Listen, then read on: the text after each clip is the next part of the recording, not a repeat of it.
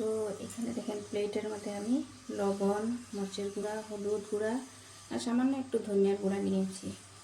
তো দিয়ে দিচ্ছি এখানে এই যে কয়েকটা কারি পাতা, দিয়ে দেবো এখানে একটু মিঠা তেল, খুব বেশি একটা না, 2 চামচের মতো দিয়ে দিচ্ছি। এখানে খুব অল্প একটু ভিনেগার,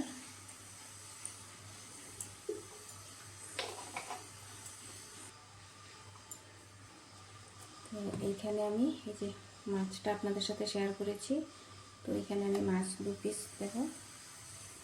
এই যে তো এখানে দেখেন আমি তেল গরম করে নিয়েছি, এটাকে আমি লো ফ্লেমে ফ্রাই করবো।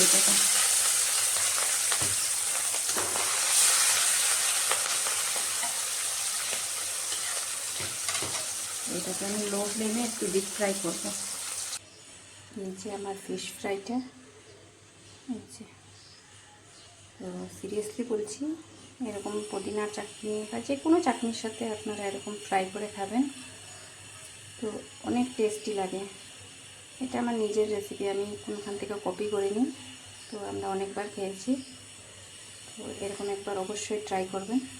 যদি ভালো লাগে থাকে তো একটা লাইক করবেন, কমেন্ট করবেন আর শেয়ার করতে ভুলবেন না।